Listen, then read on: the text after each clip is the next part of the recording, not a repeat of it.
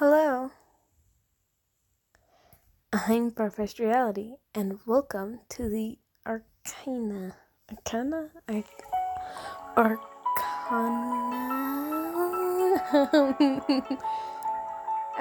I heard this game has like a magics kind of thing, and I am really into magics, so I thought I would check it out and share it with you guys. Yay! The Magician. Ooh, this music. Okay. I'm a student of the magical arts. Yes! And my master is Asra, the fortune teller. I know nothing of his past. As for the present,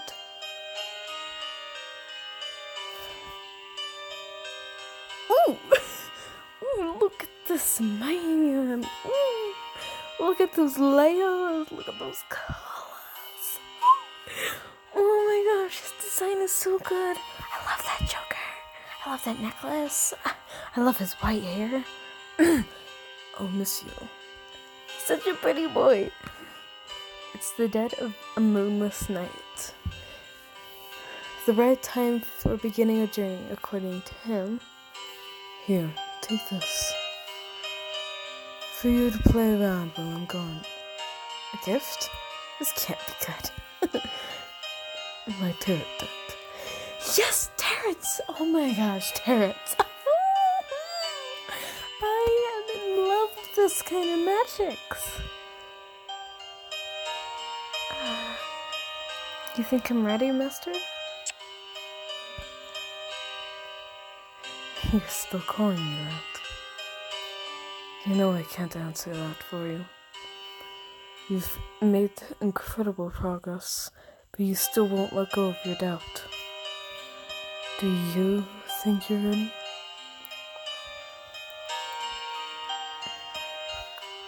Why don't we ask the cards? Excellent suggestion. It's been a while since we've practiced. Because you're always gone? Maybe. Someday you'll find a real teacher. Well, I'm here now. Let's see how powerful we've become. He's always going on about powerful and gifted I am. Oh? Something brushes along my ankle, smooth and cool. We're not alone. A snake! It's a snake! I am fangirling already, and we're barely in this. Oh my god. Oh my god, look at him. Look at the snake! Fast! It's a serpent. The serpent is fast. Sarah's familiar. She's pleased to see me, I think. If we're all here, let's begin. Look at her eyes. Oh, she looks so good wrapped around you. Oh my god, she's so pretty. I am freaking out about this. For those who don't know me personally, which that's kind of rare. Thank you for watching, by the way. For those who don't know me personally, I'm a witch. I'm Wiccan. That's my religion.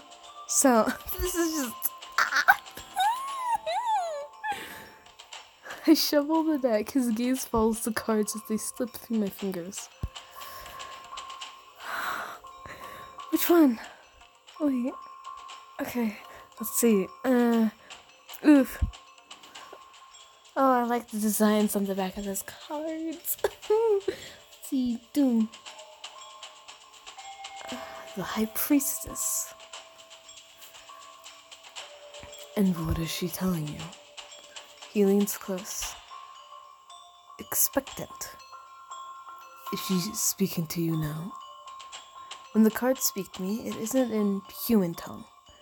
Nonetheless, when my mind is clear, the answer comes to me. You've forsaken her. I have? Yes, you pushed her away and buried her voice. She calls out to you, but you won't listen. Master, if you don't listen to her... A sharp knocking startles all three of us. A customer? Did you forget to put out the lantern again? This as well. I can't stay any longer. Well then, take care of yourself. He still has something to say, but he won't say it. Until we meet again. Ooh, that hat. Ooh, look at those colors. Ooh, look at that scarf. Ooh, look at him.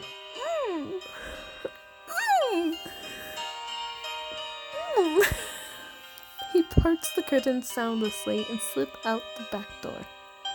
And like that, he's gone. The high priestess. Ooh. Okay. Really though, a customer at this hour? An impatient one by the sound of it. Look into the peephole. I press my face to the peephole and peer out into the dark. Ooh, she's pretty. Ooh. Ooh. Okay, I'm gonna rant about her stuff now. Oh my god. Her dress. Her shawl. Those feathers. The mysterious figure is standing in the glow of the lantern outside. Their graceful hands are twisting together anxiously as they wait. And those gloves. Ooh, she's so pretty.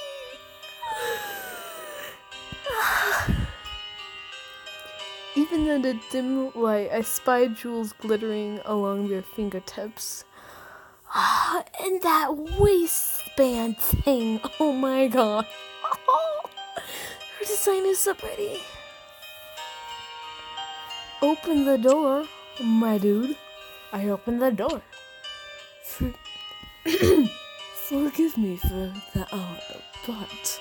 The figure steps inside and begins to unwind the shawl from their neck. I will not suffer another sleepless night. Please, you must read the cards for me. The elegant cloth slips away, revealing the visitor's face. At the sight of her, my heart leaps into my throat. Oh my gosh, her hair! Her hair! Those jewels! And the way her dress. Oh my gosh, she's so pretty. All these people are so pretty. Nadia. Oh my gosh. She has a really pretty name. Oh my gosh, so cute. Her hair's so silky. Oh. It has to be you. The Countess. You've come to the right place. So I'm told. Your reputation precedes you. Beggars and nobles alike, the people of this city whisper your name in wonder. Though in my dream you were different. No matter, I come with a proposal. Proposal? Not very talkative, are you? Nervous, perhaps? You need it be. I require very little of you. Be my guest at the palace for a short while. You will be offered every luxury, of course. It is as my dreams foretold. I ask only that you bring your skill and the Arcana. The Arcana? Where have I heard that before? I am at your service, Countess. You have chosen wisely, magician. Excuse me, I'm not a magician, I'm a witch. A witch falling madly in love with you? Ooh! All these people are so pretty. I will alert the guard to expect you tomorrow. But before that, I want to see these talents of yours for myself. Shall we do a reading? Under her imperious gaze, I usher towards the humble back room. Ow, my arm hurts. Jeez. The Countess seats herself across from me. Her gaze darts around the small space before falling on the cards on the table between us. Go on. As I shuffle the deck, she folds her hands before her and closes her eyes. The Magician. How very appropriate. She peers down at the card, studying its face. What does he hold for me? My mind is clear. The answer comes to me as easily as ever. You have a plan. Go on. One that's long in the making, years upon years. Now you seek to set it in motion. And? Should I move?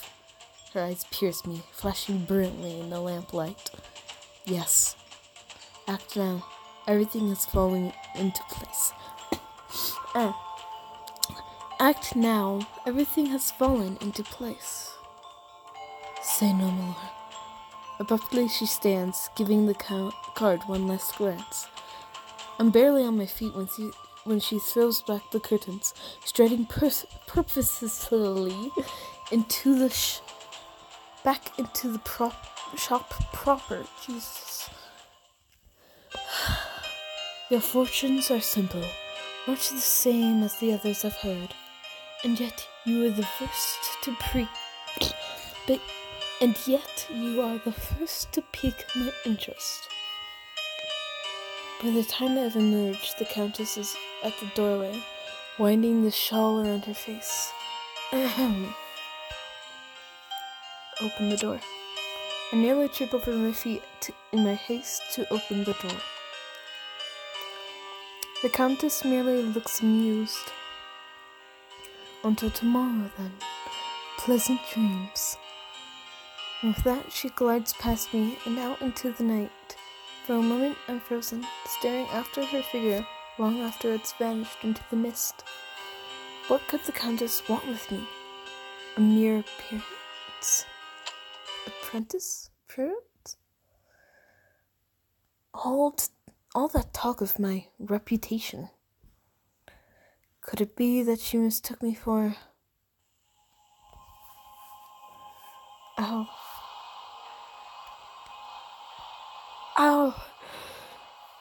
Oh my gosh.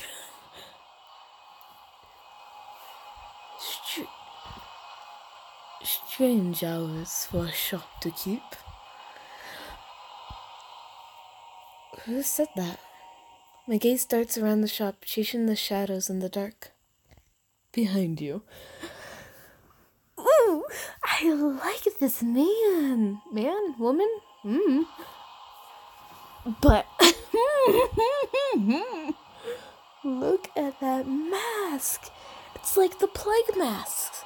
It's like and the music is those eyes. That outfit is so extravagant. His hair. Sure enough, when I turn around, I see a figure looming against the door. Now, sources say that this is the witch's lair. And who might you be? My heart starts racing as the masked intruder advances. Who's asking? I managed to spit something out. It's enough to give them pause. I'm asking. I'd rather not do it again. But if it'll make you talk... The squeal of leather makes me wince as the stranger reaches for their mask and tosses it to the floor. I even laugh. Look at this man. Or woman? I still don't know.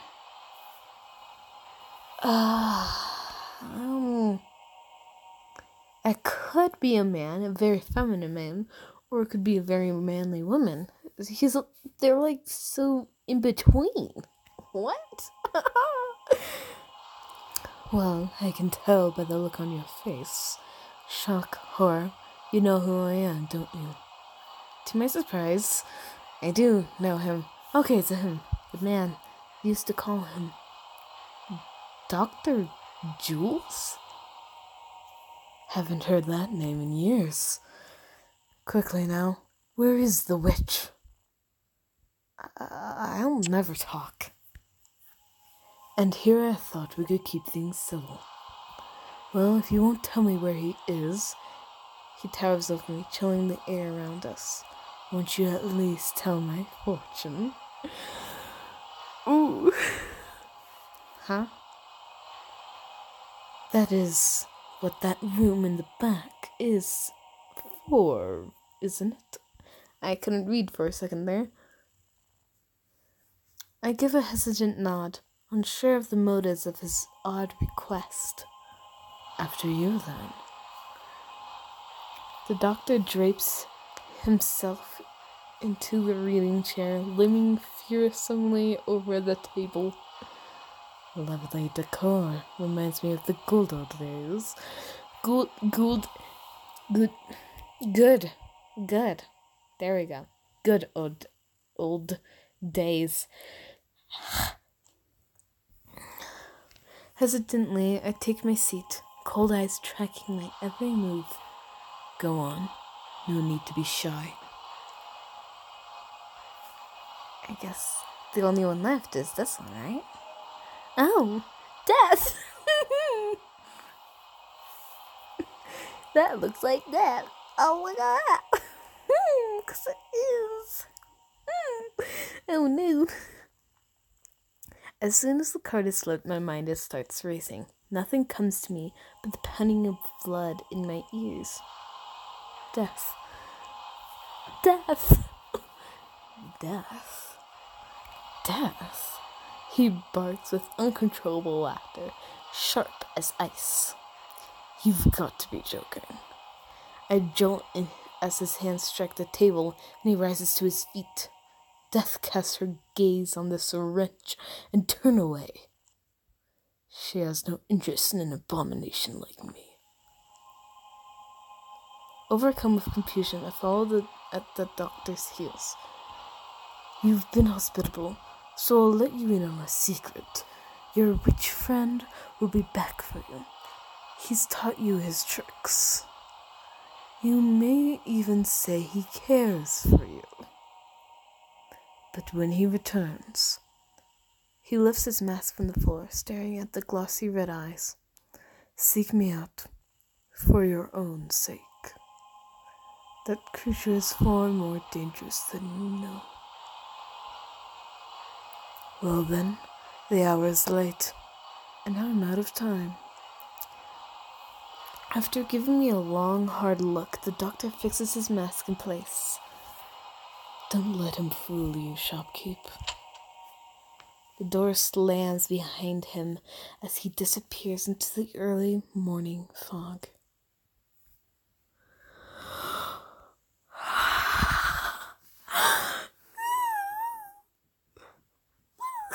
I don't know what to call myself.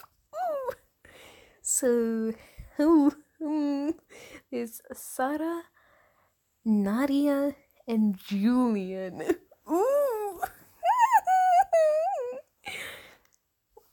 Ooh, I feel like Iris. I don't know why Iris, but it just seems fitting. Let's call them a them, they.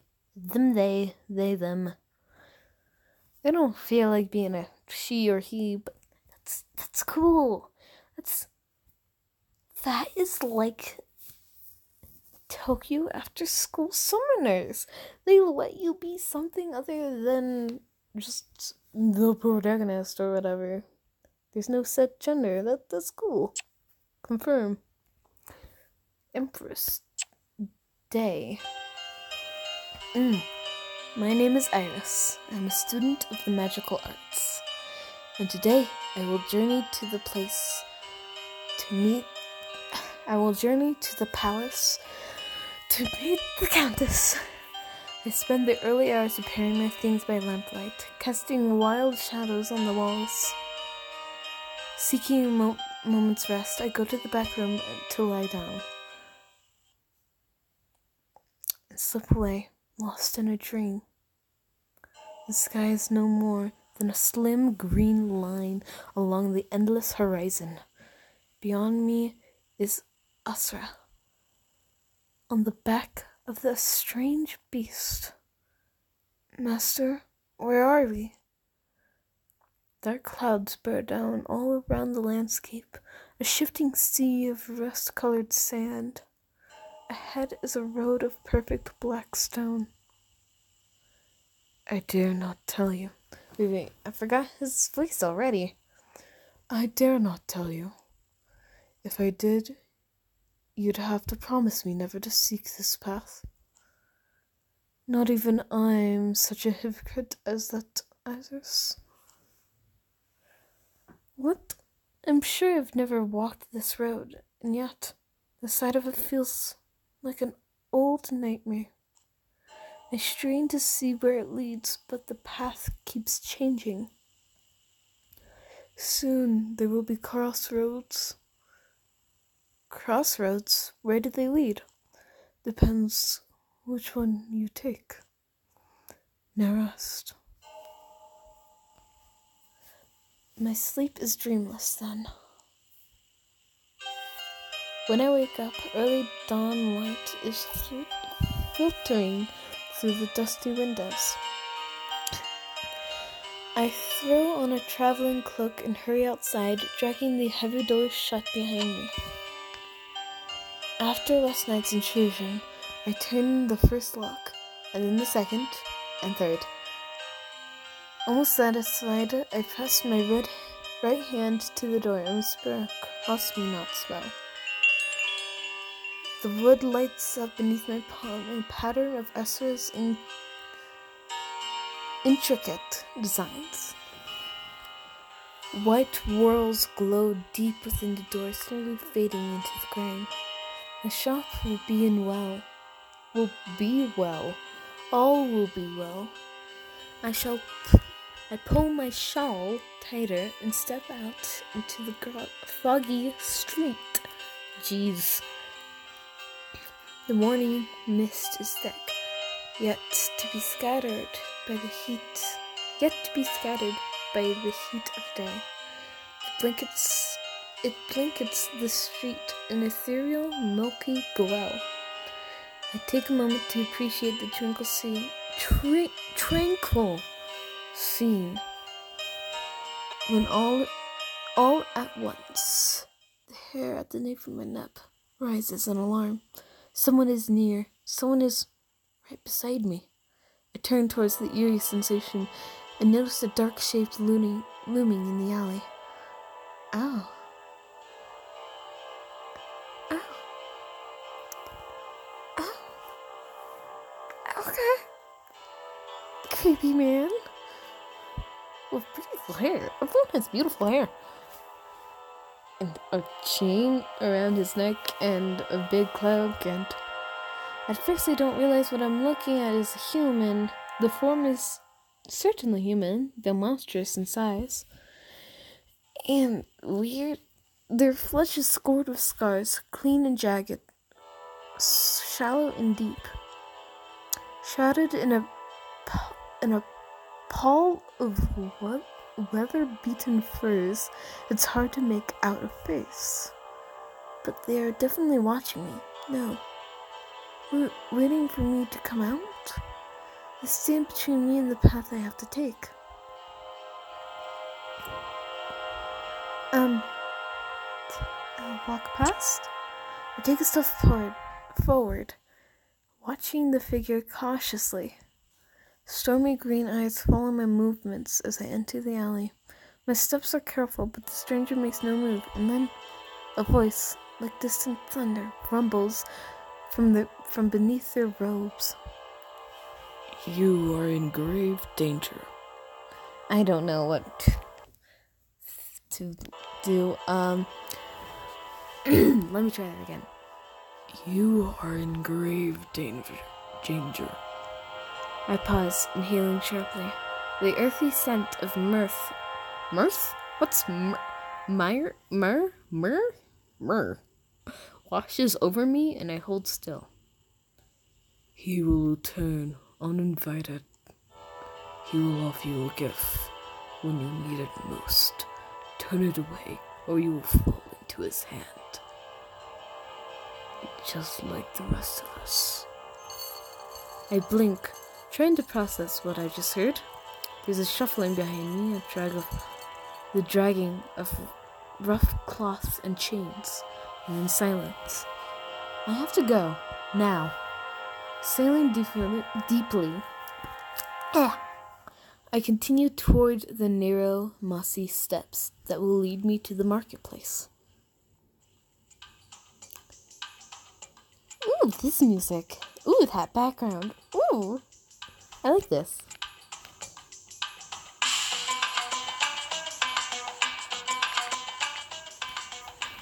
What's this? Wood groans beneath my feet as I step carefully onto the walkway. Daylight seeps through the gaps between the worn planks, shimmering on the water that flows below. It's early, yet the marketplace is already wide awake. All around me, the sounds of bartering, laughter, vendors hawking their wares. A voice I know well calls out to me over the sea of noise. Iris! Iris! I'm gonna make it silly. Iris, have you eaten? I've got up that pumpkin loaf you like in the oven. Won't be long now. Come to sit back for a while. I sniff the air on impulse. My stomach twists in hunger. Then again, I should probably be careful of the time. Girl, I declined the invitation with a wave of my hand. The baker nods, ducking back inside the sweet-smelling booth. Up ahead, the crowd is thickening with the morning rush of peasant workers. I weave through, focused on finding a clear path, until I hear a sharp cry from above me. A raven, perched overhead, meets my gaze. At once, it has my full attention. Its fathomless eyes look beyond me, over my shoulder. I cast a subtle glance backward, and my heart shudders in shock. The doctor is moving casually through the throng. He wears no mask. Though I'm close enough to be sure of his identity, the crowd between us is dense. He has yet to spot me. I do love this man. But I don't even know whom I'm going for yet. How do I even save? I'm confused. I don't know what to do.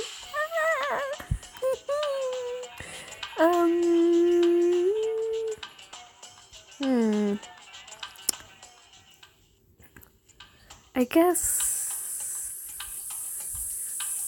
go after him. Without a second thought, I go after him. Second thought, yeah, right. It's not easy. Traffic is moving against me, and I don't want to make an obvious disturbance. But he looks unguarded, surveying the market with leisure interest. What is he doing? Unmasked in broad daylight? Does he want to get caught? It's been years, but not long enough for people to forget his face. Just then the raven gives a cry, drawing the doctor's gaze in my direction. Our eyes lock. I freeze in my tracks, pulse quickening. Suddenly, I feel sharp pain in from below as a wooden reel rolls over my toes. No! I'm grabbing my toes right now. No! No! Ooh, I can feel feel the pain. Ooh.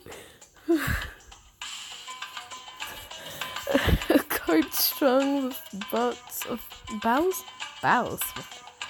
of garlic intercepts my path and blocks my view. When it has passed, I stick out his face or the shape of his cut, but the doctor is gone.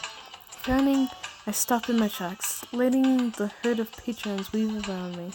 What am I doing? Why am I chasing him? I'm putting myself in danger? And if I caught him, what then? I was just acting on impulse. What's more, I don't have time to spare. And that's where I'm gonna end it. Yep, that's where I'm gonna leave it. I hope you all have a great day / night, wherever you are.